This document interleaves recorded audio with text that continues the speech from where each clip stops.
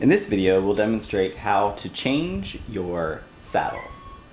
First things first, you're going to need to remove your tool. I just so happen to keep mine here in the little pouch. After you remove your tool and have that ready, you're going to need to remove any bags if you have a bag set up on your bike. It's pretty simple, just unvelcro it. You don't have to completely remove it from the seat tube. Sometimes you can just slide it to the side to do the bag.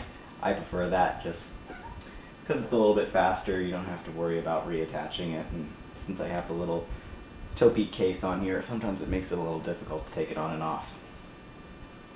So after you've got your saddlebag out of the way and your tool ready, there's a little nut underneath here. You're going to need to just loosen that up. Sometimes you have to loosen it all the way. Sometimes you only have to do it a little bit. Just depends on your seat tube and the enclosure mechanism. Once you've got it loose enough, you can spin the little top and remove the saddle. So this is what we actually did. So you can see we loosened this up, and then when it's attached, when the saddle's attached and tight, it's like this. So you can just reach in there and spin that to the side if your saddle seat tube has this type of closure. Some of them are different. You can't do it that way and you have to take the nut completely off. It just depends on your seat tube.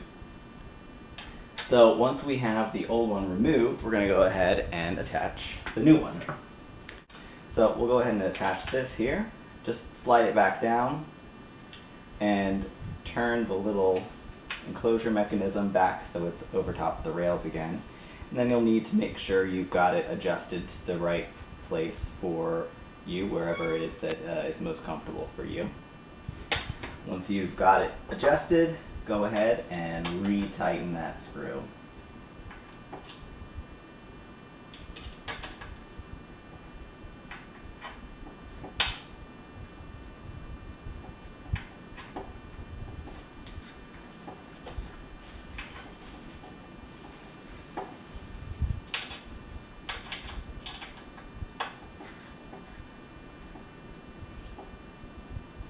Make sure you get it nice and tight. You don't want your saddle sliding around or moving on you while you're riding. Also, one side note that I'll go ahead and show you now here. Also, you need to, depending upon your seat post, adjust the angle of the seat. As you can see here, when I adjusted it down, just the way that it was set, it's quite angled. So we're going to go ahead and adjust this so that it is properly adjusted for how I like it. So to do this, you just loosen up your saddle. Same way we did it to take it off. Only you won't loosen it quite as much. You only need to loosen it just enough so that it will move. Most of them have little grooves that they're in to kind of help you guide it.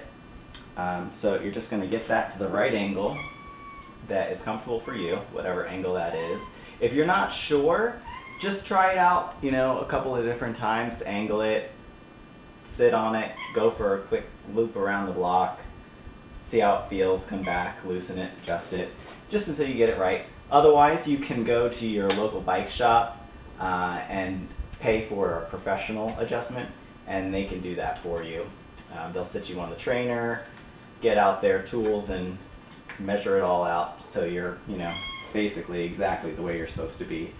Those usually run $100 to $200 depending upon the shop and how much they charge. If you've bought the bike there, sometimes they'll, do it for you as like a courtesy to throw it in. Extra selling feature. So once we've got that nice and tight, we're going to go ahead and reattach the saddlebag.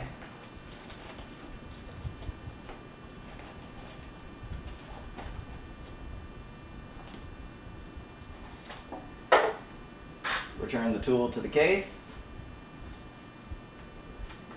and there you have it. New saddle installed.